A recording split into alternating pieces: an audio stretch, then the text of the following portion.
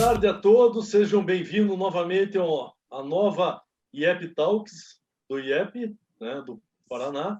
O Instituto de Engenharia do Paraná sente-se honrado pela presença de todos vocês. Em nome do nosso presidente Horácio Guimarães, nosso diretor técnico Ferruccio Kochinski, agradecemos a presença de todos. Hoje teremos um assunto muito interessante, que é a parte de gestão estratégica, né, que o Marcelo, o nosso palestrante Rodrigues, vai apresentar, que vem exatamente da metodologia Lean, né, da metodologia enxuta, né? E o Giancarlo Fedalto, que é o nosso coordenador da Câmara Técnica de Mecânica, irá apresentar o nosso palestrante. Nosso horário da palestra será das 17 às 18 e das 18 às 18h20 é uma pausa para as perguntas, né? Então, vão anotando as perguntas, pode, à medida que a pergunta for aparecendo para você, entre ali na aba Q&A, Question and Asks, e, por favor, coloque a sua pergunta ali. Sua pergunta vai ser respondida pelo Marcelo no final do evento. Não esqueçam de entrar também no nosso site, iep.org.br, e verificar todos os nossos cursos, todas as nossas lives, palestras técnicas, não só na Câmara Técnica de Mecânica, que é hoje, né? Mas também das outras 13 câmaras. Temos 14 câmaras técnicas no IEP, com a finalidade de difundir a engenharia no estado do Paraná. Seja bem-vindo aí, Marcelo Rodrigues. Espero que a palestra seja um sucesso, como foi a sua anteriormente. Giancarlo, agora é com você. Boa tarde a todos. Como o Antônio Moura falou, nosso palestrante Marcelo Rodrigues. O Marcelo, ele é diretor técnico e cofundador da Gemba Group. Gemba Group, ela está voltado na questão do Lean, certo? E faz consultorias voltadas ao Lean. E hoje o tema vai ser um planejamento estratégico que tem o nome em japonês Hoshin Kanri. Bem, depois o Marcelo corrige a minha pronúncia, tá? Então, por gentileza, Marcelo, tenha essa palavra e tenha uma boa palestra. Muito obrigado a todos. Valeu, muito obrigado, Giancarlo, muito obrigado, Antônio Moura. Obrigado aí pelo apoio de vocês, pelo convite. É um prazer, né? Estamos aqui numa segunda vez, né? Fizemos uma palestra um tempo atrás, batemos um papo e hoje a gente vai falar de um tema bastante relevante, bastante importante e bastante atual, né? Para esse momento aí que nós estamos vivendo dentro das empresas, que é um momento de revisão de estratégias, é um momento de entender onde nós estamos inseridos nesse novo cenário, o que vem pela frente, né, com essa questão da pandemia, do Covid, do dólar, da relação do nosso governo com outros governos, né, das mudanças aí de lideranças no mundo. Tudo isso impacta diretamente as empresas e impacta diretamente a forma como nós temos que pensar os nossos negócios, né? Então, eu atuo dentro das empresas já há algum tempo, né? Como consultoria, já há 15 anos que eu atuo junto com as empresas, e chega final de ano, é época da gente fazer planejamento e desdobramento estratégico. Esse ano nós temos 8 projetos em andamento, com empresas dos mais variados segmentos, né? Empresas na área de tecnologia, educação, construção civil, saúde, tá? E empresas assim de faturamentos distintos, chega a 30 milhões, e outras empresas de 300, 400 milhões ano, né? Porém, a leitura das empresas, o objetivo, a busca dessas empresas são bem similares, são bem parecidas, porque todas elas querem entender qual é o cenário, onde elas estão inseridas e de que forma que elas podem se organizar para objetivos maiores, né? Para que a empresa seja rentável, atenda os objetivos dos seus investidores, atenda os objetivos dos seus clientes, não deixe de atender os objetivos dos seus colaboradores, né? Da comunidade. Tudo isso envolve a decisão estratégica de uma empresa. E esse é o tema que nós estaremos tratando hoje, através aí do, só trazendo a nomenclatura, né? O Hoshin Kanri, que é um termo japonês, também chamam de Hoshinkanri, tá? Então, como é japonês ali, tá perdoado aí, Giancarlo, na fala, viu? Tá? Obrigado. Viu? A gente não domina aí a linguagem dos japoneses por enquanto, né? Mas é um termo bastante importante, assim, e vocês vão perceber durante a passagem de hoje que ele está diretamente relacionado a qualquer tipo de empresa, em qualquer tipo de ambiente, né? Qualquer país que seja necessário envolver uma empresa, é importante ter um bom conhecimento sobre essas estratégias, tá? Para vocês aí está aparecendo o slide azul? Sim. Então, beleza. Bom, primeiramente, né, falar um pouquinho sobre o Gemba Group, né? Nós somos um grupo que atuamos em 3 frentes: treinamentos, capacitação, ensino, né, educação na área de Lean, Six Sigma, gestão de projetos, gestão de qualidade. Atuamos numa segunda frente como consultoria na área de Lean, Six Sigma, gestão da qualidade. E atuamos também através da nossa plataforma Produze, com 2 Es, Produze, no ensino à distância, né, no EAD. Então, são as frentes aí que nós temos como negócio, por isso o Gemba Group, né? O Gemba atua nesse cenário desde 2008. Nós somos uma empresa de 12 anos de idade, estamos em Curitiba desde então e atuamos aí a nível do Brasil em várias frentes, várias empresas dos mais variados segmentos, né? Sempre aprendendo e trazendo aí para o dia a dia das empresas algumas práticas enxutas, né? Então, antes da gente falar sobre o Hoshin Kanri, é importante entendermos que a prática de Hoshin Kanri ela está diretamente relacionada às iniciativas da filosofia Lean, né? Então, a filosofia Lean ela tem aí os seus princípios, né? Os 5 princípios, que é valor, que é foco no cliente, fluxo de valor, compreender os nossos fluxos e entender os desperdícios existentes no processo, o fluxo contínuo, né, que é garantir a continuidade, que não haja quebra de fluxo nos processos, independente do processo, o sistema puxado, que é atender de acordo com a solicitação do cliente, e, por fim, o 5º princípio, a melhoria contínua, né, a evolução constante. Então, o Hoshin Kanri, ele vem dessa leitura e ele vem como um suporte para que a gente possa aplicar iniciativas enxutas dentro de um planejamento e um desdobramento estratégico. Nessa leitura sobre o Hoshin Kanri, a gente entendendo, né, a forma de escrever do japonês, então ele direciona que o Hoshin é a direção, né, a agulha da bússola, por exemplo, e o Kanri é o controle, que está relacionado à lógica e razão, né? Então, você imagina uma bússola que vai fazer o direcionamento de um negócio, o direcionamento de uma estratégia alinhada e bem estruturada para que a empresa realmente alcance os seus objetivos. Esse é um ponto bastante desafiador, porque nós sabemos que a grande dificuldade das empresas é fazer com que a estratégia realmente aconteça na prática, né? Geralmente, as empresas desenham as suas estratégias, pensam sobre ela, mas não conseguem ter êxito na sua aplicação de uma forma bem estruturada e que traga benefícios bem próximos daquilo que foi pensado, daquilo que foi definido, né?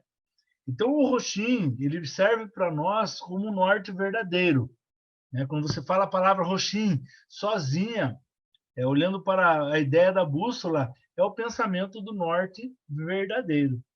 E esse pensamento do norte verdadeiro, ele está diretamente relacionado, né, diretamente ligado à prática de pensamento A3, por exemplo, né? O pensamento A3 é uma ferramenta que colabora para o uso, né, para a gestão de projetos e estratégias. Eu vou mostrar um exemplo um pouco à frente, alguns exemplos, né?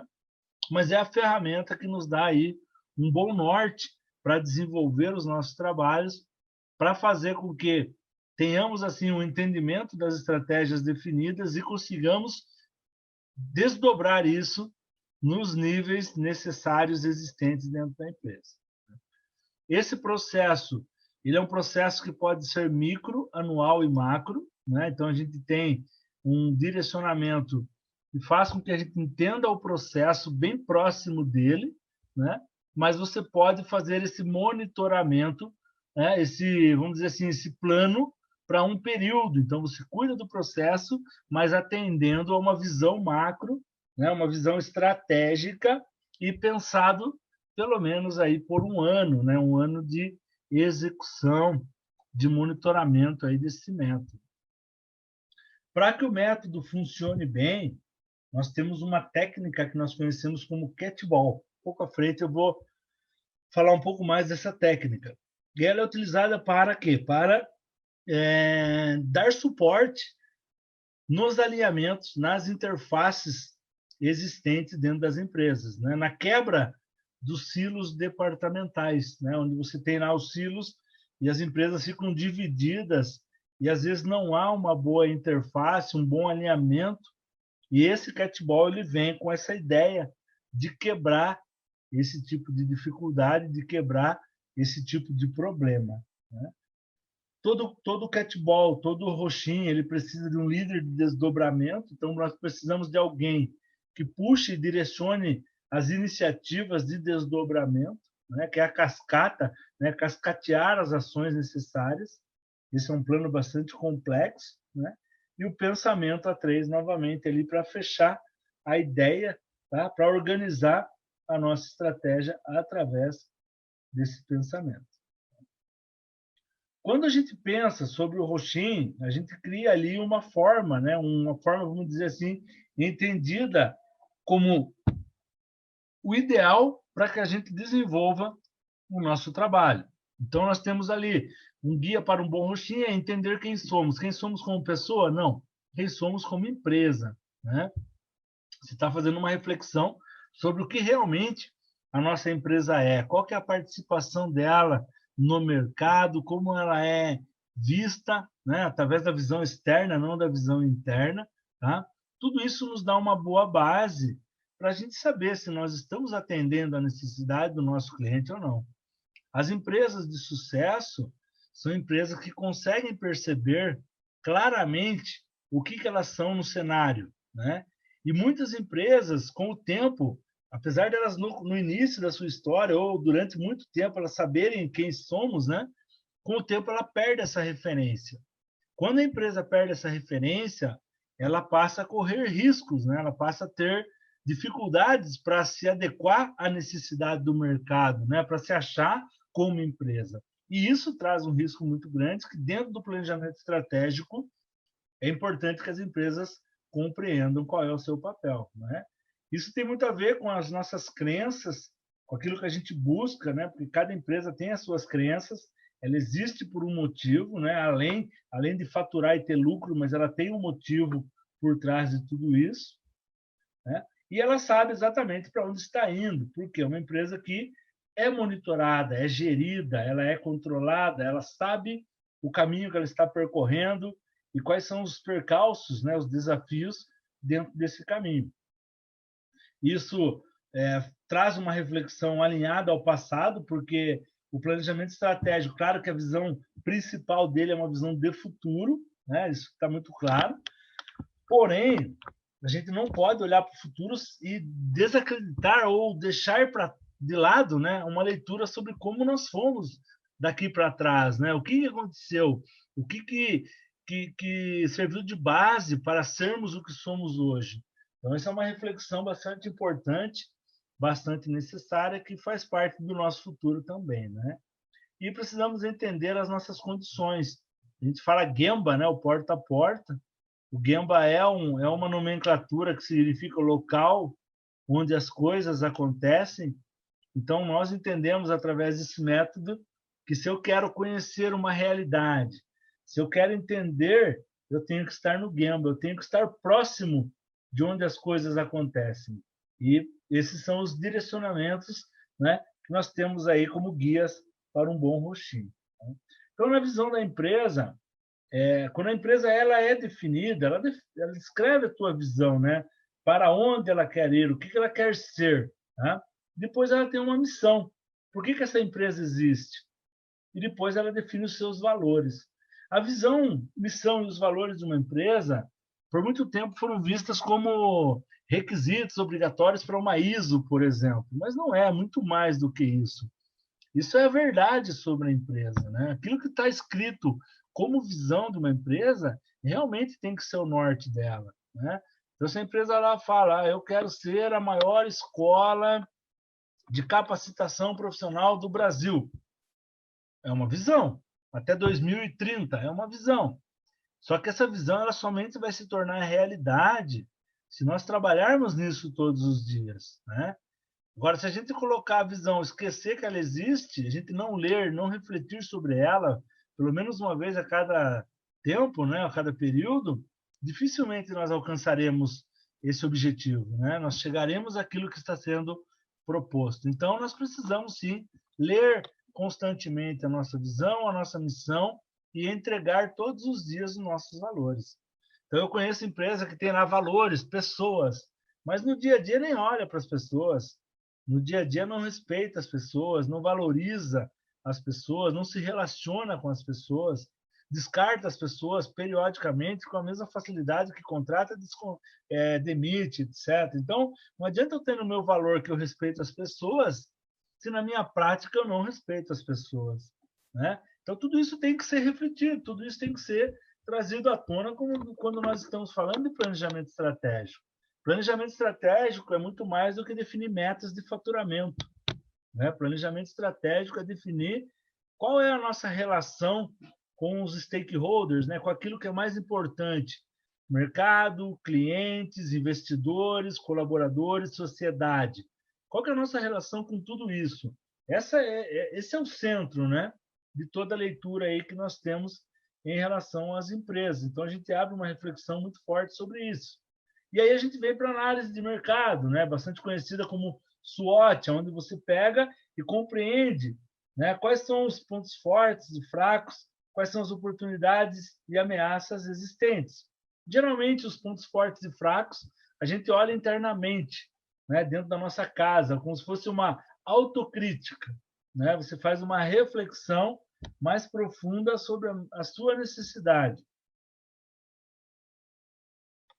Quando você está falando sobre a questão do cenário externo, é onde a gente olha oportunidades e ameaças, né? Para a gente saber exatamente onde nós estaremos nos posicionando num próximo período, né? Esse período pode ser um período de 6 meses, 1 ano, 2 anos, 3 anos, né? Depende muito da particularidade de cada empresa. Imagina assim, num cenário como agora, um cenário de pandemia, um cenário que está se desenhando para uma crise de segunda onda para janeiro, fevereiro, no pico, né? O que nós vamos esperar desse cenário? Nós vamos montar um planejamento estratégico para 1 ano? Será que se sustenta? Não sabemos. Nós não sabemos o que pode colapsar, né, nos negócios, porque nós já estamos sofrendo muito por causa disso. Está faltando tudo, está faltando madeira, está faltando aço, está faltando papelão, está faltando embalagem, está faltando plástico, né? Tudo está faltando no mercado. E por que está faltando? Porque houve um buraco no meio do caminho devido à pandemia. Esse buraco pode acontecer de novo. Então, a gente está trabalhando nas estratégias das empresas para 2021 no cenário A, B, C, né? Que é o cenário realista, pessimista e o otimista, porém com uma visão mais curta do que é o tradicional. Geralmente a gente trabalhava com visão de 1 ano. Nós estamos trabalhando para 2021 com visão de 6 meses.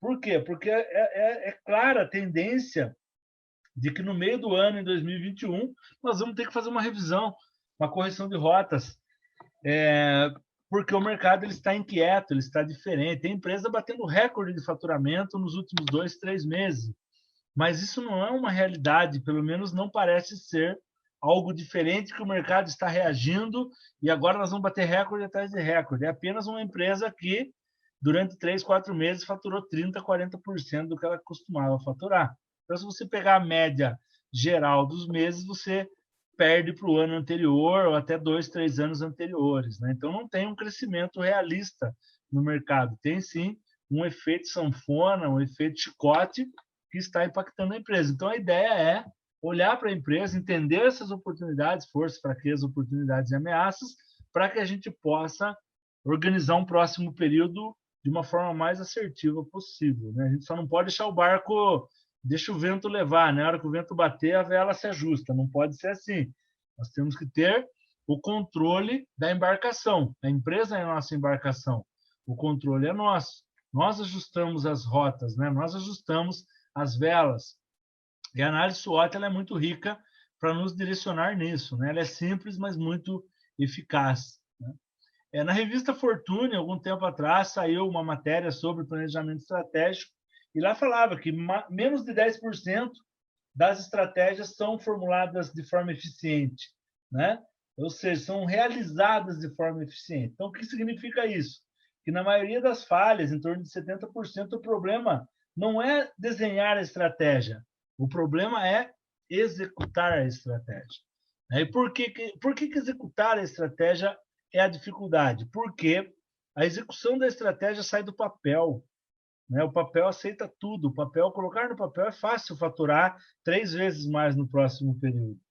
A questão é como tornar essas ações, essas práticas que estão no papel, algo que realmente faça sentido, que realmente impacte positivamente. Esse é o grande desafio, esse é o ponto de reflexão que nós trazemos, né? A aplicação prática daquilo que foi desenhado e previsto. E aí que entra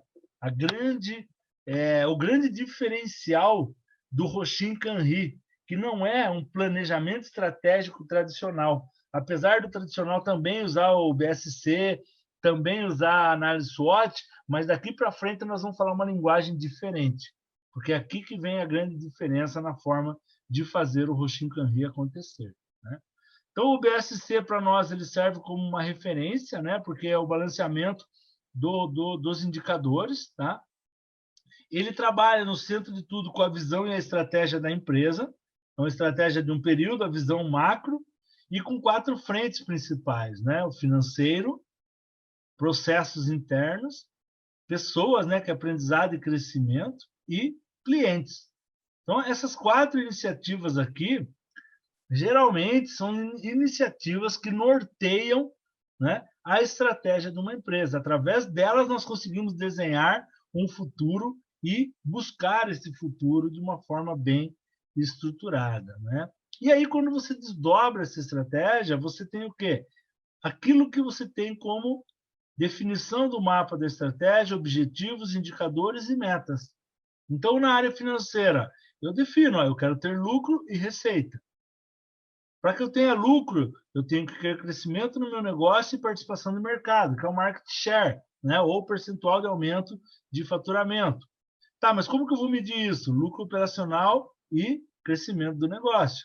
Quais metas? Aumento de 20% no lucro e aumento de 12% no faturamento.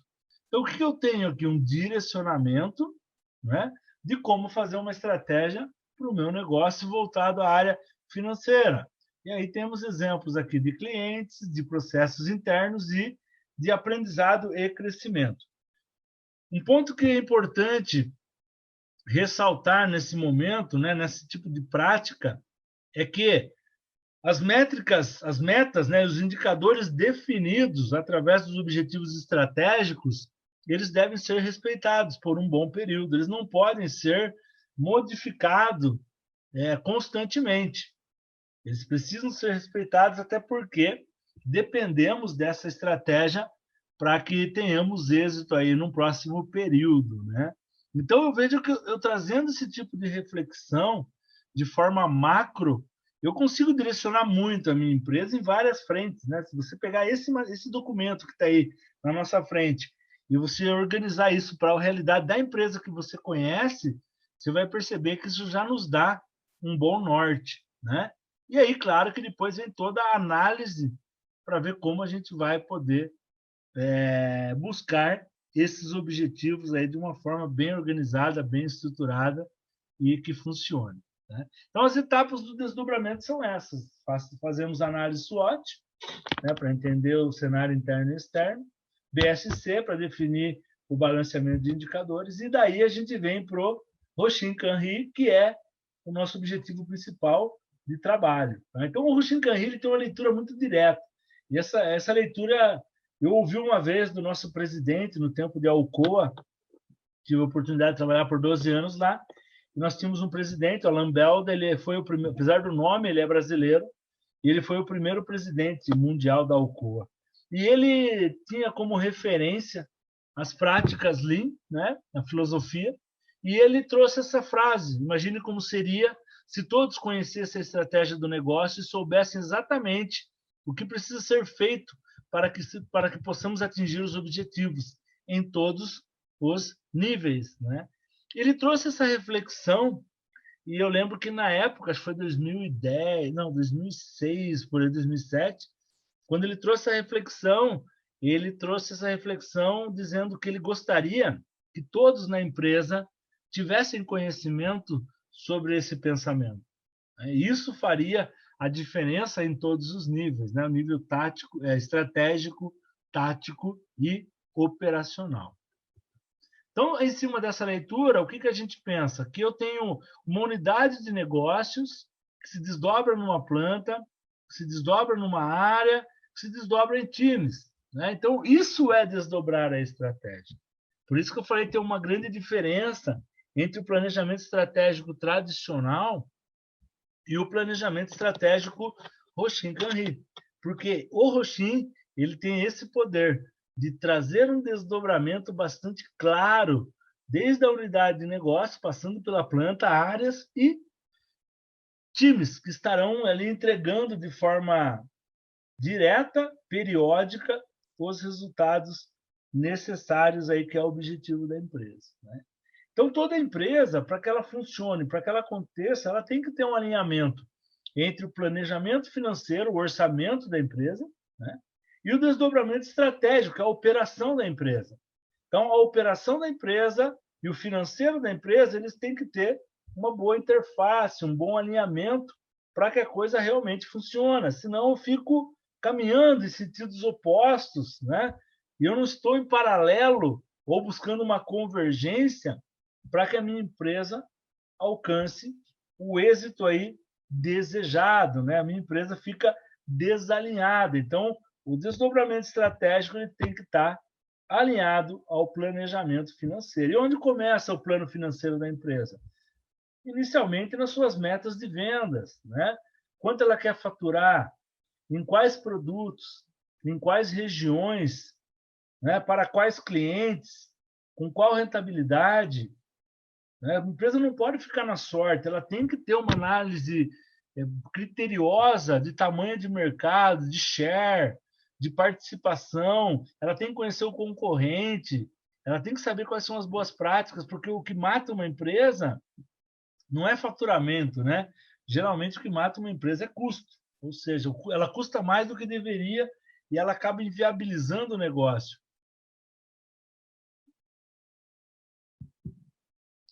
Então, quando a gente fala sobre essa leitura de desdobrar a estratégia com uma visão, planejando a forma, entendendo, né, o nosso orçamento, é a forma mais adequada para a gente evoluir num planejamento estratégico, né?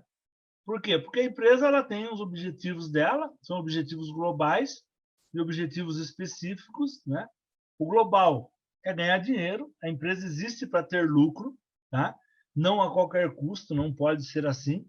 Ela tem que ter uma boa organização, ela tem que ser bem gerida, ela tem que ser bem monitorada, né? Ela tem que ter momentos de feedback, de análises criteriosas para garantir que o rumo esteja correto, né? Então, ela define claramente suas receitas, seu lucro operacional, seu fluxo de caixa, etc. Né? São exemplos aí que iniciam o norte verdadeiro de uma empresa, iniciam o direcionamento estratégico da empresa, né? Então, essa visão, quando ela nasce lá em cima, geralmente ela é vista através dos diretores, CEOs, né, dos investidores. Esse pessoal tem ali um alinhamento bastante claro com a visão e com a missão, né? Em cima disso, eles vão montar as estratégias. Quais são as estratégias para que a gente possa atuar fortemente no mercado? Feito isso, esses gerentes, nós vamos entender essas estratégias e definir alguns objetivos. Então, eu estou saindo do estratégico, estou indo para o tático, né? Dentro do tático, já indo para o operacional, os objetivos viram metas. E as metas se transformam em ações. Tudo isso tem interface. Tudo isso tem que estar interligado, tudo isso tem que ter um direcionamento que faça sentido para a empresa, né? Para que ela possa organizar a ideia, para que ela possa descer o seu plano estratégico de uma forma que seja compreendida e que seja realizável, né? Que seja realista. Eu não tenho como definir um objetivo que ele é totalmente utópico, totalmente distante de uma possibilidade, de uma viabilidade, né? Então, por isso até que eu comentei que 2021 é um ano atípico novamente. A gente não sabe o que será. A gente está projetando em cima das ideias que nós temos, porém, o risco de desvio é muito grande, para mais ou para menos. Então, a gente precisa estar atento para que haja flexibilidade, né? Porque não dá para congelar também a proposta, o projeto e ficar amarrado naquilo sem que o mercado também esteja adequado às nossas propostas, né? Aos nossos propósitos. Tá? Então, quando a gente faz esse tipo de trabalho, geralmente a gente organiza através de uma ferramenta como essa. Esta folha aqui é conhecido como A3 macro ou estratégico, é a ferramenta que nos direciona para o norte verdadeiro. Então, aqui eu trabalho geralmente com 5 frentes nessa ferramenta, né? O requisito do meu negócio, que é o meu desejo, que é o meu objetivo maior, que é aquilo que eu realmente estarei buscando num próximo período. Daí, na sequência, tem a situação atual, que é onde nós estudamos o cenário atual, né? O cenário atual é daqui para trás, né? De hoje para ontem, tá? Posso olhar 1, 2, 3 anos, dependendo do negócio, dependendo do mercado, eu vou definir qual é o período de verificação que nós queremos ter, né? Então, a gente olha para o passado, na situação atual, é de hoje para trás. Na situação alvo, depois de compreender bem a situação atual, né? Aí é onde nós temos o quê? A oportunidade de buscar uma projeção, tá? Então, quando a gente tem aqui na situação atual, você está desenhando uma situação, você estuda ela. Você estuda para quê? Para ter uma boa base, para quando você buscar a situação atual, a situação alvo, você possa fazer uma projeção, né? Pode ver aqui tem uma projeção, aqui tem uma projeção, aqui tem uma projeção, né? Então você trabalha em cima dos indicadores existentes para transformá-los em indicadores futuros, né? Isso é pensando na estratégia, alinhado aí ao norte verdadeiro da empresa. E depois, na sequência, vem o quê? O plano de ações. O que eu vou fazer para transformar isso, né, nisso? Então, eu tenho um plano de ações que eu vou executar e depois eu vou medir. Como que eu meço? Através dos meus indicadores. Que indicadores são esses? São os mesmos indicadores, né, que a gente viu aqui atrás. Ó. Voltando, os mesmos indicadores que estão aqui. Ó. Esses indicadores aqui, né, e metas, é o que vai servir de referência para a gente fazer o nosso trabalho de forma bem organizada e com fácil gestão, né? Então, o A3 é isso. A A3 é uma ferramenta fantástica que colabora. Então, o planejamento estratégico tradicional, você não ouve falar sobre os A3, você não ouve falar sobre o desdobramento, né?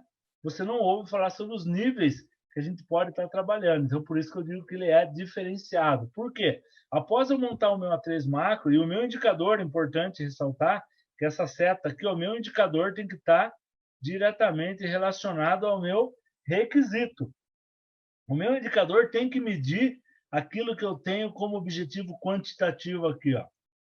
Senão não faz sentido, né? Então, se eu tenho objetivos quantitativos no requisito, ele tem que ser medido no meu indicador. Tá? Feito isso, nós temos um A3 macro, o A3 que direciona o negócio. Então, na sequência, a gente vai buscar o quê? O entendimento dos propósitos da alta direção de forma alinhada. Nós vamos fazer o quê? Nós vamos pegar e montar A3 de nível 1 ou né, A3 de nível 2. Então, o que eu estou vendo aqui? Ó? Quando eu desenho um A3 de nível 1 aqui, ó, eu estou olhando para o estratégico da minha empresa. Tá? Isso é uma visão voltada à estratégia da empresa. Quando eu olho para esse nível aqui, né, nível 1 e 2, eu estou olhando para o tático da minha empresa. Né? E aí um ponto que não está na apresentação, mas acho bom ressaltar que o nível mais evoluído de 1 a 3 é quando ele está desdobrado na operação através do gerenciamento diário. Então, percebam que a estratégia nasce lá em cima e ela é desdobrada até o nível da operação, né?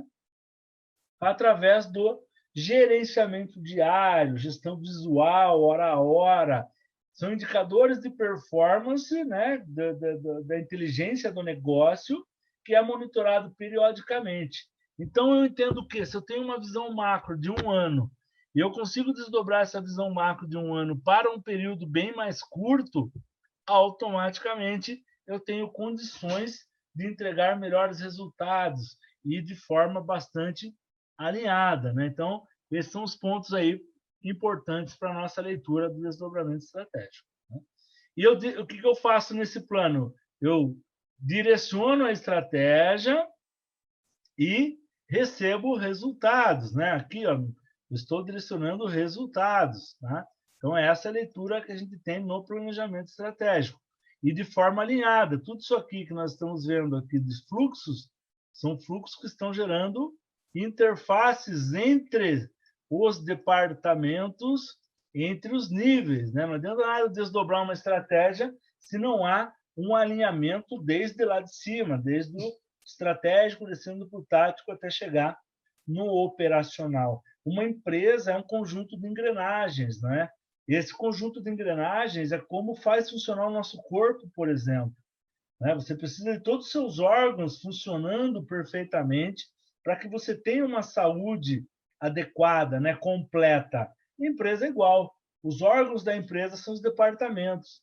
Se eles não funcionarem adequadamente, se eles não tiverem interface entre eles, né? Se o pulmão não oxigenar o sangue, se o sangue não bombear, não passar pelos nossos órgãos corretamente, automaticamente a gente vai ter problemas, a gente vai sofrer por causa disso. Empresa não é diferente. Empresa é a mesma coisa, é a mesma leitura. Tá? Então, o Roshin-Kanri, né, ou o desdobramento estratégico, ele nos ajuda a desdobrar, conhecer melhor, definir metas e ações e buscar de forma incansável, né, os objetivos que nós temos nas nossas empresas. Tá? Então, toda empresa tem seus objetivos que são direcionados continuamente e nós temos aí as nossas metas, né, para buscar, e essas metas devem estar alinhadas aí ao desdobramento da estratégia. Então, essa visão do Roshin-Kanri, geralmente, a gente, como eu falei no início, lá a gente trabalha com ela numa visão de 1 a 3 anos, né? Desdobramento de metas e estratégias. Por que de 1 a 3 e não mais? Porque a gente sabe que o mercado, o cenário, ele muda muito rapidamente. E se você trabalhar com um tempo muito longo, pode ser que você perca o time para a tomada de decisões, para adequações. Né? A gente conhece um monte de empresas que ficam obsoletas no meio do caminho. E por que essas empresas ficam obsoletas no meio do caminho? Porque o produto deixa de existir, o produto se renova. Então, por exemplo, imagine as empresas que há 20 anos atrás faziam aqueles orelhões públicos, né? Se aquela empresa, não sei qual é a empresa, não sei o nome, mas estou sugerindo, vamos imaginar que uma empresa daquela não evoluiu no seu produto, ficou, vou continuar no mercado de orelhão público. Cara, morreu. Não existe mais orelhões públicos. E o que existe é muito pouco, né? É quase raro encontrar um diferente de antigamente, que cada esquina tinha um. Então, o cenário muda, por isso que a gente trabalha em tempos mais curtos. Tá? Agora, a visão da empresa lá em cima, essa visão tem que ser a longo prazo, porque não adianta eu querer ter uma visão totalmente, vamos dizer assim, de futuro, bem evoluída, com alto impacto, tá? Se eu não tiver uma boa posição da situação atual. Então, não adianta ter uma visão curta, eu tenho que ter uma visão a médio e longo prazo para que possa fazer sentido, né? Tendo a visão, eu tenho a minha missão, que é o porquê existe o meu negócio, aqui são as minhas relações, né? E os sistemas de gerenciamento, tá? O que são os sistemas de gerenciamento? Está aqui, ó, né? Esses sistemas de gerenciamento são o quê? Ferramentas, mapas de fluxo de valor, desdobramento estratégico, gestão visual, trabalho padronizado, Pokayoke, que é evitar o erro e a falha acidental, método de análise e solução de problemas, entregar o que meu cliente quer, quando quer, quanto quer, just in time, fazer o nivelamento das minhas demandas, dos meus projetos e processos, manutenção produtiva total para equipamentos, desenvolvimento de produtos, desenvolvimento de pessoas, e no centro tudo a visão, né, de ser enxuto. Então, toda essa interface, tá, com esses sistemas de gestão, de gerenciamento aqui, ó, tudo isso aqui tem que ser parte da transformação de uma empresa que busca, né, a aplicação da estratégia de forma alinhada, organizada. Tá? Mas aí vem a questão, tá, mas como que eu faço isso? Quais são as dificuldades que a gente encontra? Bom, eu faço muito esse trabalho. Ontem eu estava numa reunião sobre isso. Segunda-feira participamos, né, dessa reunião. Hoje eu participei durante o dia de uma reunião sobre esse assunto, amanhã e quinta de novo. Então, assim, chega no final do ano, é o tempo todo trabalhando nisso. É uma pergunta que eu ouço muito, tá, mas quais são as dificuldades de se implantar esse tipo de método, né? E os principais pontos que eu sempre trago são esses. Primeiro, as empresas têm uma certa falta de alinhamento entre a própria direção da empresa. Então, faltou alinhamento, vai dificultar o desdobramento. Porque se nem a empresa está alinhada entre ela, como que eu vou desdobrar isso com a minha equipe, né? Aí eu chego lá, tenho uma ideia e imponho minhas metas e propostas. Nem sempre as pessoas estão preparadas para fazer com que as minhas metas e propostas aconteçam. Elas precisam estar engajadas e buscar isso, né? Na maioria das vezes, o método aplicado é o método tradicional. Vai lá, escreve um documento e guarda na gaveta, né? Ou escreve um documento e deixa guardado no computador. Então, a metodologia não é adequada. Tá? Falta de entendimento. Você vai lá e define uma metodologia, como essa que eu estou explicando, mas as pessoas não compreendem. Às vezes, ruídos na comunicação, informações que o tempo todo estão, né, dificultando a evolução do trabalho. E muitas vezes não tem ali uma boa definição do norte, né? Então, esses aí são alguns dos pontos que dificultam bastante o nosso trabalho, né? E que às vezes impede ter um maior êxito, tá? São as dificuldades que a gente encontra aí na implementação do Hoshinkanri. Então, para entender a ideia que está por trás de tudo isso, né? O que está por trás desse Hoshinkanri é a leitura, né, do desdobramento da estratégia desde a unidade de negócios, tá? Então, nós estamos lá desde a unidade de negócios. Em cima dessa leitura, a gente coloca o pensamento PDCA, né? Vou planejar, vou executar, vou verificar e vou agir para corrigir rotas. E esse PDCA é o que dá a base para a minha ferramenta principal para a realização desse tipo de projeto, que é o quê? O meu A3 estratégico, né? Então, eu monto o meu A3 estratégico com o objetivo de garantir e sustentar um programa, né, desdobrado de forma bastante adequada. Quando nós estamos desenvolvendo esse trabalho, as questões de metas, elas são muito importantes. Por quê? Uma meta mal definida, ela pode trazer uma perda muito importante de mercado, de clientes ou de resultados, né? Ou até a inviabilidade de execução de algum projeto, né? Então, quando a gente fala a meta tem que ser smart, a gente olha para esses termos. Não precisam ter todos eles, sabe? Mas a maioria tem que ser específica. O que eu vou medir? É mensurável, tenho que conseguir medir. É alcançável, é aquilo que eu sei dentro do tempo possível que eu tenho, eu vou alcançar. É realista, existem práticas de mercado que já alcançaram essas metas, não é? É tangível, consigo tangibilizar isso para a minha realidade. Então, dentro da definição de metas, a gente trabalha aí com a leitura SMART, né? Para a gente poder direcionar bem aí os nossos objetivos, né? O modelo mais adequado que a gente traz para um planejamento, né, e um desdobramento estratégico é esse aqui que nós chamamos de uma estratégia desdobrada, o modelo híbrido, né? Por que ele é híbrido? Ele é híbrido porque ele tem aqui a questão hierárquica, né? Ele nasce lá em cima e ele vai descendo. Então, isso aqui é uma questão vertical, hierárquica, tá? Ele tem aqui algumas iniciativas que são horizontais, né? Financeiro, de perdas, disponibilidade operacional.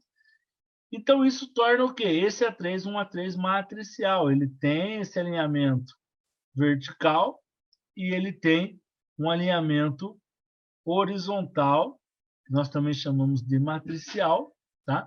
Que faz com que haja um bom alinhamento, uma boa organização na estratégia da empresa. Ele sai da leitura 100% hierárquica, né? Para não ficar aquele negócio de chefe mandando, e entra para uma leitura interdepartamental voltada a processos também, né? E a partir do momento que a gente consegue trazer essa leitura para o processo, a gente consegue ter uma maior eficiência no alcance de resultados, tá? Então, isso aqui é um modelo bastante comum, que está sendo bastante aplicado dentro das empresas.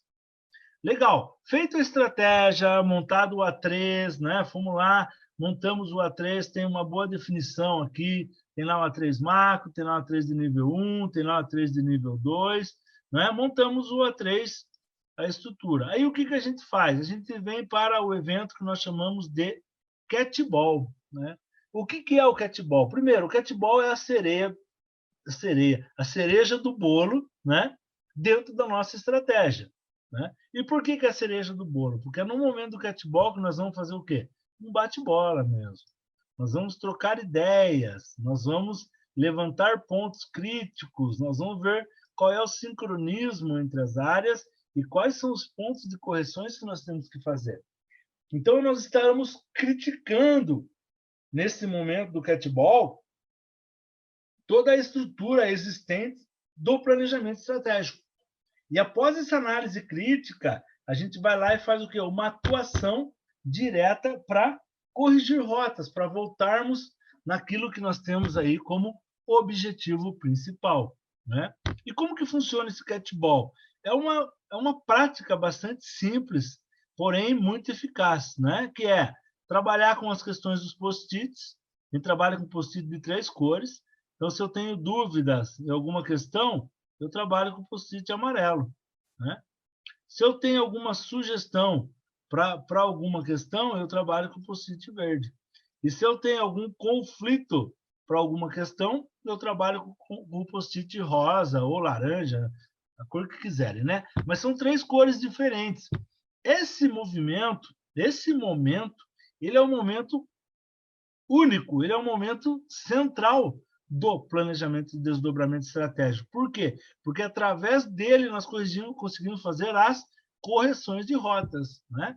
Então, isso aqui é uma empresa, esse exemplo que eu trouxe, né? Uma empresa que fatura aí seus 250 milhões ano, trabalha com estratégias de engenharia, então ela atua diretamente em engenharia, né? De construção de outras fábricas. Aqui tem um A3, ó. Percebo que nesse A3 aqui, ó, na verdade tem 2, né? Vamos olhar para o de cima. O de cima, ó, tem post-it rosa, tem post-it azul, tem post-it amarelo. Então, por exemplo, o azul aqui são sugestões, o amarelinho são dúvidas e o rosa são conflitos.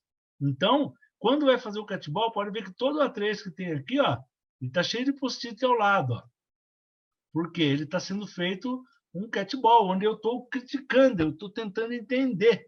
E aqui nessa fotografia ao lado estão os gestores, né? As pessoas que participam, os donos desses A3. Então, esse A3 pode ser desse cara, esse A3 pode ser desse outro, esse A3 pode ser dessa pessoa aqui atrás, né? Esse outro A3 tá, esse aqui que está lá no fundão pode ser dessa pessoa que está aqui, tá? Então, cada dono do seu A3 está presente aqui nessa reunião, né? Para que a gente possa fazer aí o catball. Aqui nós temos um exemplo da estrutura, a gente chama de árvore de desdobramento, tá? A árvore de desdobramento nada mais é do que a estrutura hierárquica da empresa, onde nós estaremos abrindo o A3. Então, o A3 macro fica aqui, o A3 de nível 1 tem aqui 5 A3, né? Aí vem aqui os A3 de nível 2. E aqui embaixo, na operação, o gerenciamento diário, que não entra no catball, é uma outra prática, né? E aqui mais alguns exemplos, tá? Um A3 com 3, 5, 8 post-its, outro A3 com 14, 12 post-its, um outro com 2, um outro com 7, né? Um outro com 20, tá? Cada área, geralmente as áreas que mais recebem post-its são as áreas comercial e recursos humanos. Isso, em geral, nas empresas, são as áreas que mais recebem. Mas isso aí não é só uma estatística assim, que eu tenho mensurado, né, ultimamente, por curiosidade, tá? Então, são as áreas que mais recebem. E daí, aqui é o catball. Então, percebo que aqui, ó, as pessoas, aqui é a área de RH, ó, pode ver de baixo, aqui a RH está cheia de post-it. Então, o pessoal está discutindo iniciativas voltadas à área de recursos humanos. Aqui do lado já tem o pessoal da engenharia. Então, o pessoal da engenharia está discutindo ali os temas de engenharia, né? Então, percebo que o catball ele funciona envolvendo todas as partes. Feito o catball, o que a gente tem que fazer? O monitoramento. Então, para montar um A3, é sempre da esquerda para a direita, de cima para baixo, né? Olha a linha azul, montando o A3. Para eu ler um A3, é de baixo para cima e da direita para a esquerda. Então, veja a linha vermelha, eu começo por aqui. Se precisar, eu volto até o requisito. Se precisar, tá? Então, você monta num sentido e lê num outro sentido, tá bom?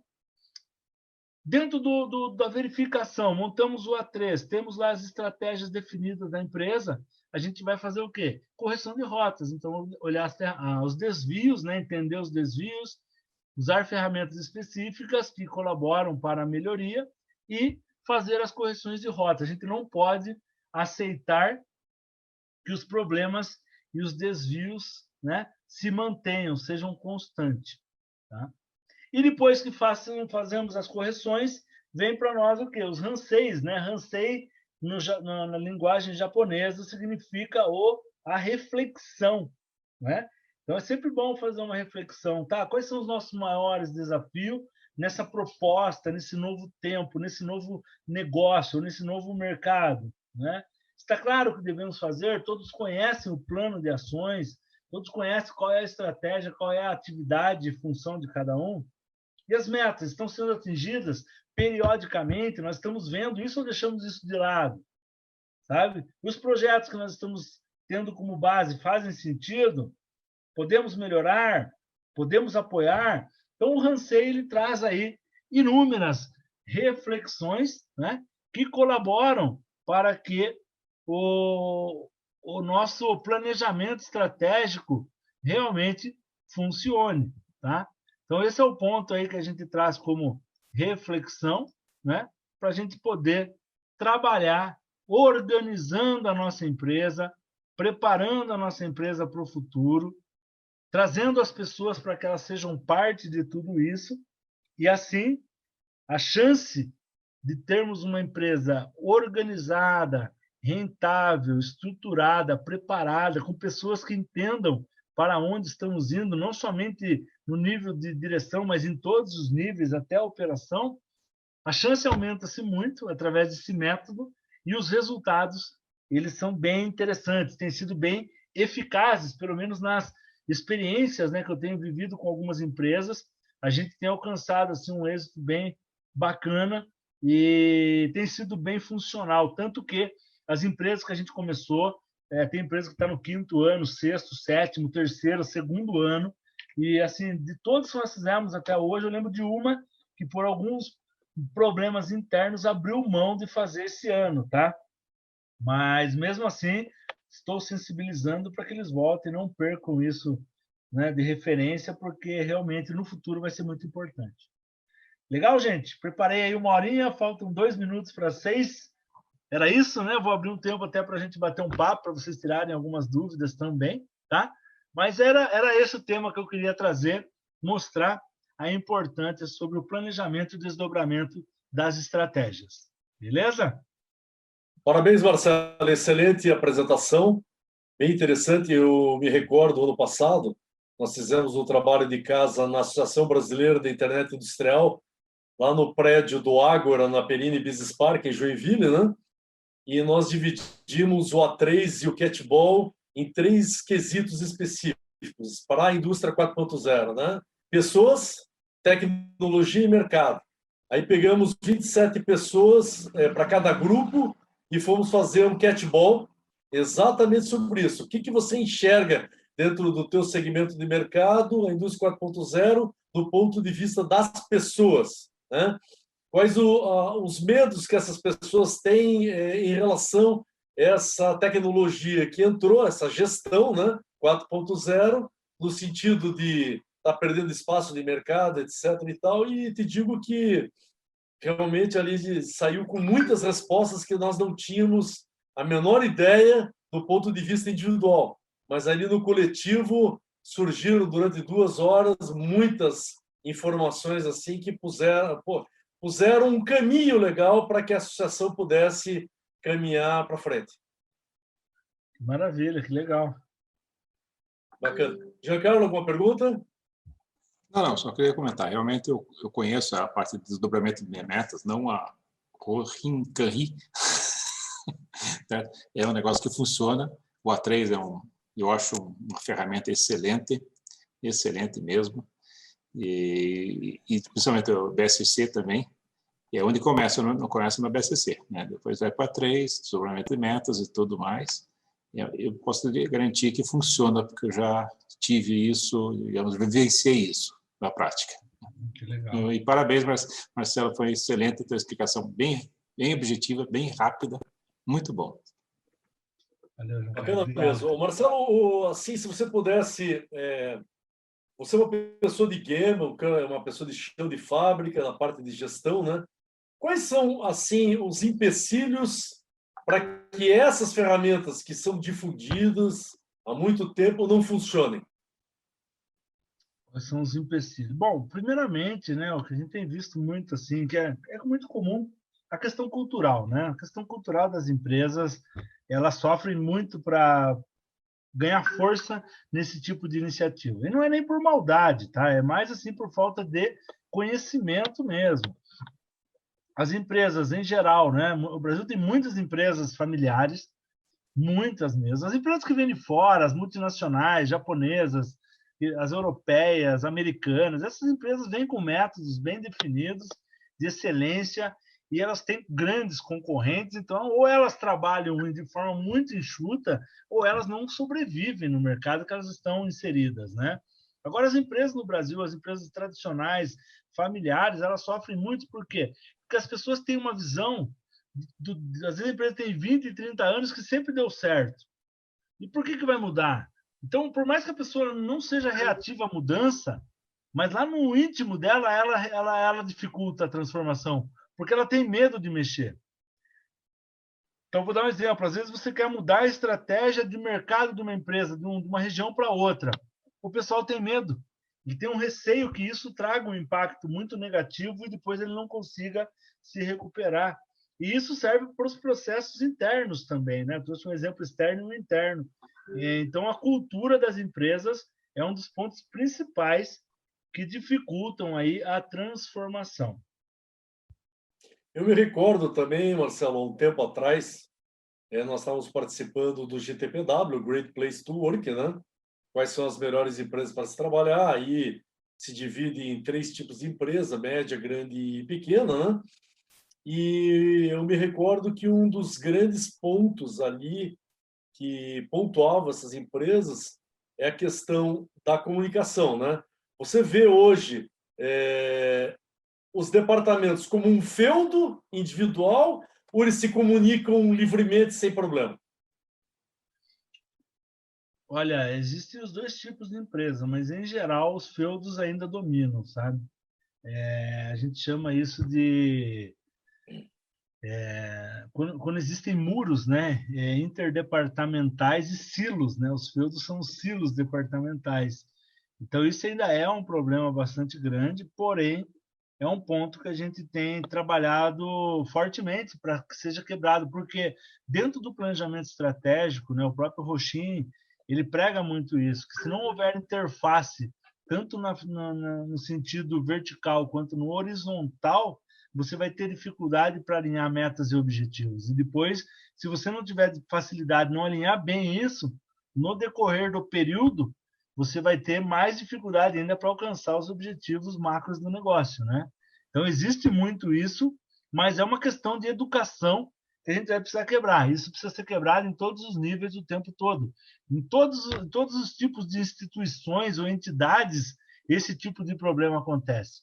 É a questão do poder, né? A questão da politicagem que existe dentro dos ambientes, tudo isso dificulta muito o trabalho de planejamento, desdobramento, alinhamento, porque entra muito poder, né? Muitas vontades, e aí o negócio se torna um pouco político, e aí dificulta um pouco, né? Mas é um ponto que a gente vai ter que trabalhar forte para que a gente consiga mudar aí ao longo dos anos, né?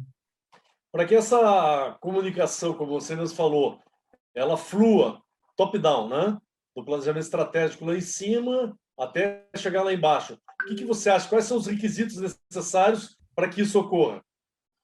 Bom, primeiramente, uma empresa ela nunca é decidida por uma pessoa só, né? Geralmente a empresa ela tem pessoas que participam das decisões, pessoas com mais ou menos poder, mas é importante que quando saia delas, né, quando saia daquele nível estratégico, as metas estejam bem claras, sabe? O que a empresa quer, o que a direção quer, quanto eles querem crescer no próximo período, qual que é o mercado que eles querem atuar, como eles querem tratar esse tipo de direcionamento. O norte verdadeiro tem que estar definido. Se o norte está bem definido, quando você desdobra, a clareza é muito maior. Mas o que acontece muito nas empresas é que o norte não é bem definido. Às vezes a empresa, já vem a empresa querer fazer com pressa, um planejamento eu vou fazer aí umas 2 horinhas e a gente resolve isso. Não resolve. Você não tá, em 2 horas você não vai conseguir projetar nada, você não vai conseguir ter profundidade na análise e nada, né? Então, assim, as empresas precisam realmente levar a sério esse momento, usar um tempo necessário para isso e, em cada nível que ela for desdobrar, a estratégia já chegar definida, pelo menos no nível acima. Aí eu vou sustentar. Vou imaginar que eu sou um cara da área comercial. O meu diretor chega para mim e fala: nós vamos crescer 25% na região sul. Pô, eu sou o gerente da região sul. Se ele me chegar com essa meta, eu vou dizer para ele, né, de que forma que nós vamos alcançar isso. Porém, eu tenho que montar a minha estratégia. Agora, se ele chega para mim, putz, estamos pensando em crescer na região sul, mas a gente não sabe mais ou menos o que você acha. Fica mais fácil, entende? Então, fica mais fácil, digo assim, para responder, mas não é o ideal. Porque o ideal é que venha uma meta, pelo menos clara, definida. Depois, o caminho que a gente vai percorrer, cada nível vai desenvolver o seu, né? Então, eu vejo que esse alinhamento tem que vir pronto. Verdade, eu me recordo, no passado, na linha do tempo, né? Até o ano 2000, as coisas eram impostas, né? Quanto é que nós queremos crescer? 25%. Se vira. Depois, não. O gestor passou a fazer os seus planos da região, né? Ou dos estados, do distrito, dependendo da situação, e apresentar de onde ele iria trazer aquele crescimento que a empresa precisava, ou talvez não conseguisse aquele crescimento, mas somando todos os colegas a nível Brasil, você poderia estar dividindo essa responsabilidade desse crescimento, quantos colegas poderiam crescer mais ou menos do que você, chegando àquilo que a empresa desejava, precisa, né? E você vê assim quantas horas para uma empresa pequena, né? Uma empresa aí de 100 funcionários para baixo. Quanto tempo demora, assim, em termos de hora, para implementar um conceito desse? Olha, para implementar um conceito desse estruturado em 2, 3 níveis, de 24 a 32 horas para fazer um plano legal, assim, bem estruturado, que vai valer para um ano. Entendi. 24 a 32 horas. Treina, monta o macro, monta a árvore de desdobramento, desdobra nível 1, atualiza, monta os A3, faz o catball, valida. Nem trabalha com nível 2, tá? Nível macro e nível 1. 32 a... Isso aí, nesse tempo aí que eu falei, mais ou menos. Não é muito, né? Não, não é Levando em muito tempo. consideração que é uma questão estratégica, né? Não é, eu não acho muito, só que imagina, desse tempo você vai envolver aí umas 10 pessoas. 10 Claro. pessoas vezes 32 Pessoas horas. importantes da estrutura. E quanto custa mais ou menos para... Nós estamos aqui no Instituto de Engenharia, nós temos centenas de milhares de empresas, são 4.500 associados no estado inteiro. Quanto custaria mais ou menos para a implementação desse conceito? Olha, eu não saberia dizer exatamente o preço, sabe, desse programa, assim, porque eu não trato muito a questão de preço, assim, mas a questão técnica, tá? Mas eu acredito que tá o programa todo com capacitação, com implantação, com desdobramento, documentação, eu acredito que esteja algo em torno aí de 25 a 30 mil reais. Eu acho que é mais ou menos isso. Bacana, né? Analisando, não é um custo absurdo perante todas as dificuldades que uma empresa tem por não tê-lo, né? Não ter o Não, planejamento, o alinhamento estratégico, a dificuldade dos feudos conversando entre si e assim por diante, né? sim, essas empresas buscam faturamento de 30, 50, 80, 100, 300 milhões, né? Então, você está fazendo um plano, uma organização, onde você vai ter uma estrutura para o ano todo de indicadores, uma boa base de dados, com uma estratégia bem definida, por um valor irrisório perto do resultado que isso traz para o teu negócio, né? Ele organiza a tua empresa, ele ajuda a tua empresa a ter menos perdas e ter um norte mais bem definido. Então, acaba sendo um custo-benefício interessante, entendeu? A BMEG está perguntando aqui no WhatsApp o seguinte, em relação à questão envolvendo o planejamento da área como um todo, independente se é uma pequena, média e grande empresa, né? A maior parte das pessoas de média e grandes empresas aprenderam há anos atrás lá com o Frank Kaplan, o BSC, né? Balance Scorecard, né? Existem outros programas, né, que de mais acesso, que custem mais barato, no sentido de estar implementando esse quadro de resultados balanceados por uma empresa? Olha, cara, eu faço consultoria em muitas empresas já há 15 anos, sabe? E eu nunca vi uma empresa que use esse sistema que foi desenvolvido lá atrás por eles. As empresas, o que as pessoas fazem? Elas leem o livro, que é o que eu fiz, entende o desdobramento, entende porque o balanceamento de indicadores, o balance scorecard, o que é? Ele traz para você uma leitura do negócio e faz um balanceamento para que você olhe várias frentes. Senão, as empresas ficavam muito focadas antes em faturamento e lucro. Não, você tem que olhar a questão financeira, mas tem que olhar mercado, tem que olhar cliente, tem que olhar processo. Então, a leitura do BSC ele veio para que as empresas fossem mais abrangentes. Mas eu, sinceramente, todas as empresas que eu já fiz, nenhuma usa esse modelo através de sistema. A gente organiza através de A3 e às vezes monta um gráfico de farol no Excel mesmo e faz gestão periódica de forma tradicional, simples. O mais importante é o dia a dia, nem é o sistema, entendeu? Então, eu não posso falar muito do sistema porque eu nem conheço ele. Ok. O sistema BSC, o Balance Scorecard, ele é muito difundido na Europa e Estados Unidos, né? Por empresas de origem europeias, né? E americanas e canadenses, no sentido de você estar pegando a tentativa de quebrar esse feudo, né? Ou seja, aquela situação envolvendo a falta de comunicação entre as partes, entendeu? Sim, sim. E você colocando indicadores cruzados.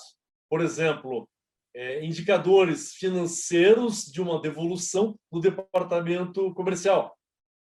fazendo com que a pessoa da área comercial faça uma venda de qualidade, evitando devolução, que é um custo analisado pelo departamento financeiro. E assim, havendo um intertravamento entre os departamentos, com vários indicadores cruzados, né?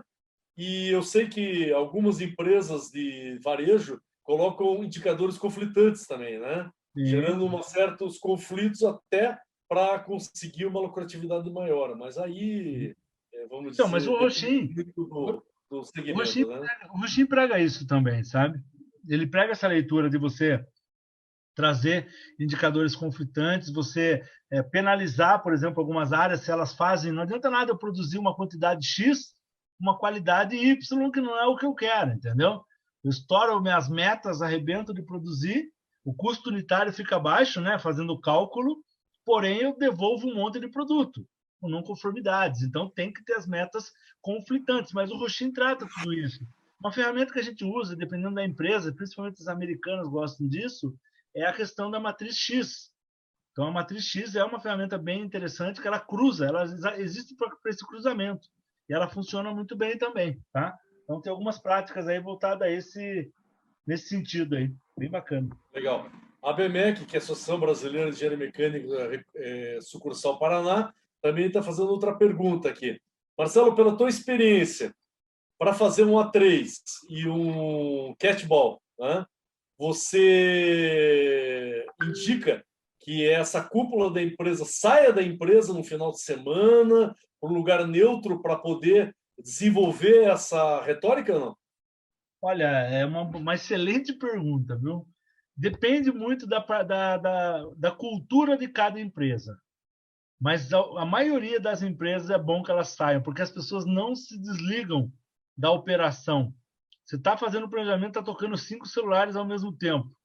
E aí isso atrapalha demais, porque as pessoas não conseguem focar na estratégia. Então, na maioria das empresas, e quando eu já conheço a empresa, eu sugiro, vamos fazer fora, porque aqui é impossível. Ou a gente baixa uma regra, celular desligado, senão a gente não consegue trabalhar, tá? Porque o maior problema hoje são os celulares, não são nem interrupções de outras pessoas, são celulares com o WhatsApp toda hora chamando ali, a galera perde o foco, e daí perde o sentido, porque imagina, você tem 8 pessoas lá envolvidas, e alguém fica com o celular toda hora tocando, todo mundo perde o foco, você perde 20% a 30% da eficiência da sua reunião. Isso é muito ruim. Eu tenho acompanhado algumas empresas que eu atendo assim, que estão tentando eliminar o WhatsApp da vida empresarial, né?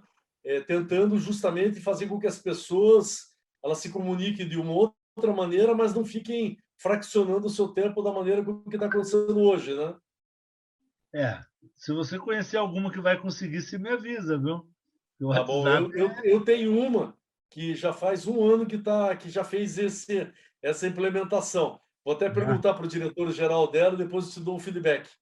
Tá bom, por favor, quero saber, porque tirar o WhatsApp hoje é um desafio muito grande. O WhatsApp virou uma das maiores ferramentas de velocidade dentro das empresas e de vendas também, né? Porém, ele tem o lado negativo dele, ele tira muito foco das operações ali que são mais, vamos dizer, dos trabalhos que são mais operacionais, que não deveriam realmente usar esse tipo de método, né? Esse tipo de ferramenta.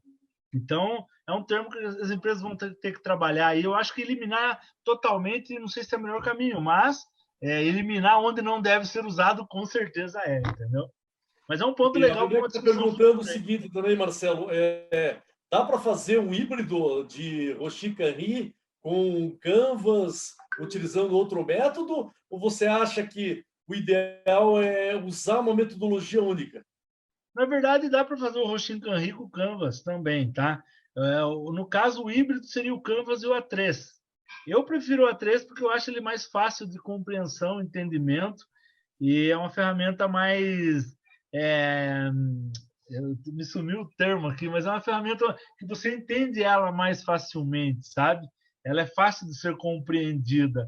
E o Canvas eu acho que ele complica um pouquinho, tá? Mas, cara, se a empresa falar, eu uso o Canvas faz 10 anos, eu quero fazer com ele, show, dá para fazer. O importante é a ideia desdobrada e um plano de ação bem definido, com metas metas estratificadas em todos os níveis. Isso, para mim, é o mais importante. Se vai ser o DMark, um A3 ou um Canvas, é uma ferramenta que vai ajudar.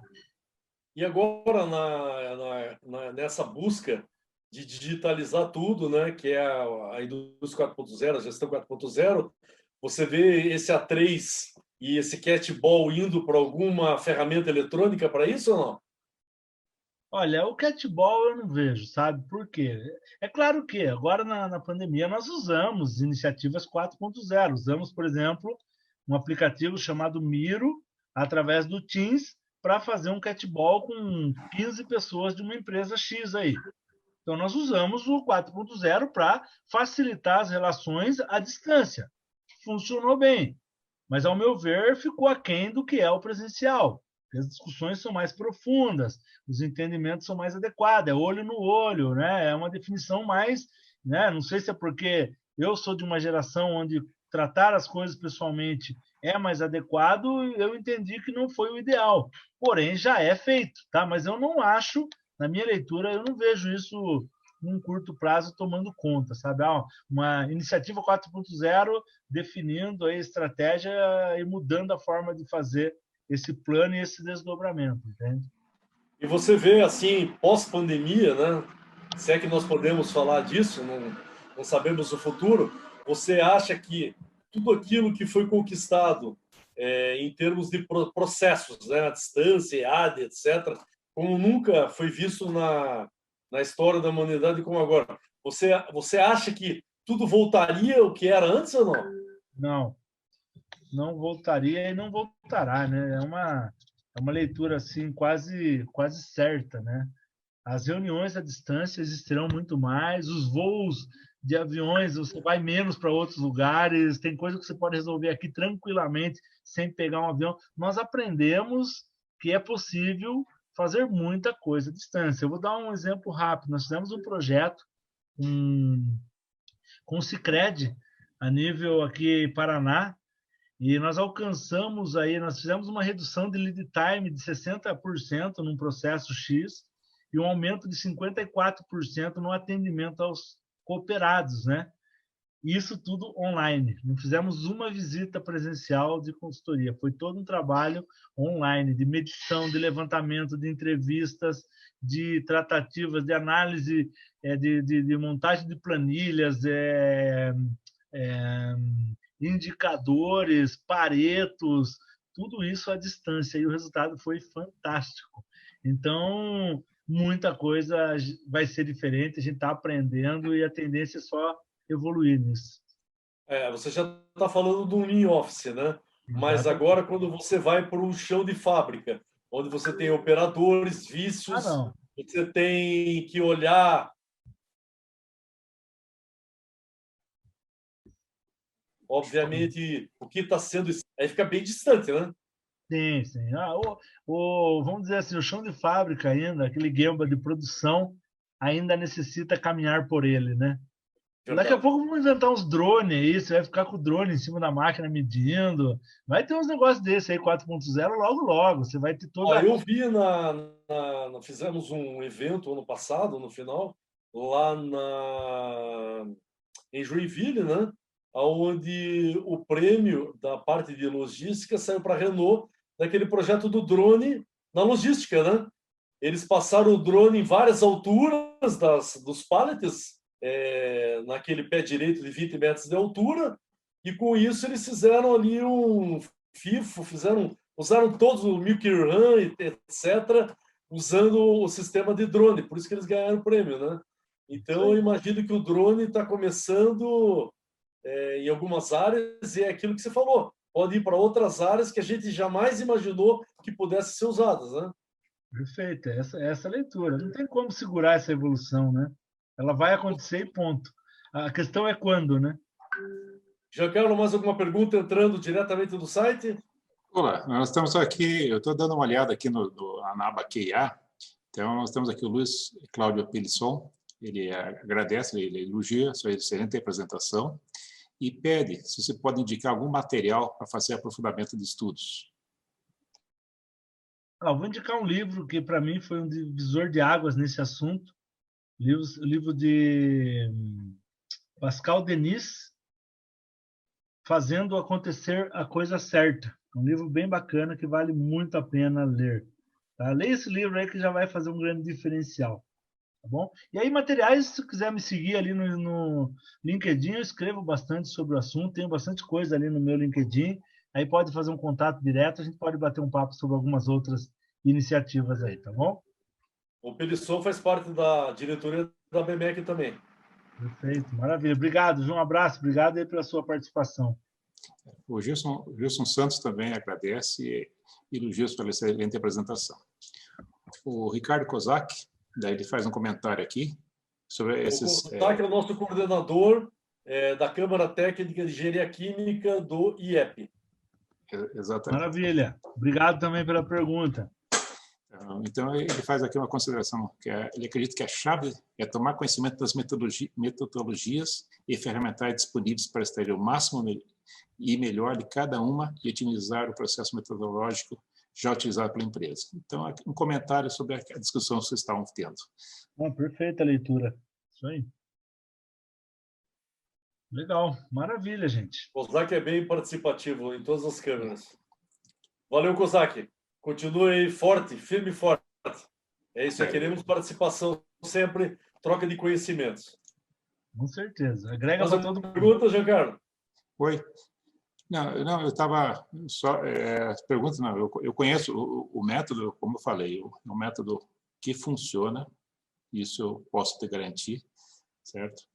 E excelente, como eu disse, um excelente e bem objetivo que o Marcelo colocou. Olha, e foi bem objetivo, bem sucinto e prático. Parabéns pela tua apresentação, Marcelo. Foi muito boa mesmo. Agradeço. Marcelo, sem mais perguntas, o IEP agradece novamente a sua participação e a qualidade e conhecimento profundo que você tem sobre o tema. E não esqueceremos de você, com certeza faremos aí um terceiro evento contigo, vamos aí escolher um tema também na parte de gestão Lean, para mostrar para o Instituto de Engenharia e seus 4.500 engenheiros como nós podemos desmistificar a ferramenta, né? E utilizar mais a gestão que pode ser usada em todas as engenharias, né?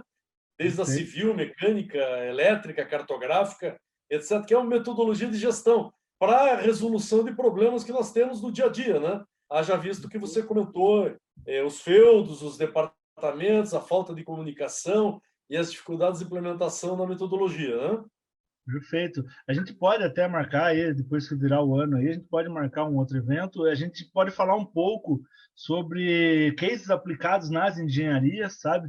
Tem um case bem bacana, assim, de engenharia de produto, tem case de engenharia de processo, case de engenharia mecânica, sabe? Então, tem alguns cases, assim, específicos que vai falar muito a linguagem do público através das iniciativas Lean, e isso vai fomentando o assunto e, com certeza, vai agregar a todos aí.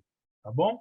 Agradeço aí de coração o convite mais uma vez, tá? É um prazer aí estar com vocês. Desejo a todos aí um Feliz Natal, um próspero Ano Novo, que a gente consiga superar os desafios que a gente vem encarando aí, que 2021 seja promissor aí para todos nós, tá bom? Forte abraço e muito obrigado.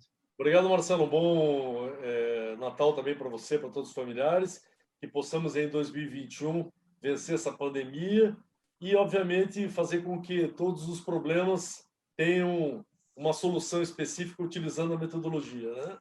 E lembrar também, né, todos os engenheiros que se associam ao IEP, né? Somos 4.500 associados. Hoje somos vamos dizer, o terceiro maior instituto de engenharia e terceiro mais antigo também, com ano que vem completaremos em março 95 anos de vida, né? E nada mais, nada melhor que a classe estar unida através do seu instituto, né?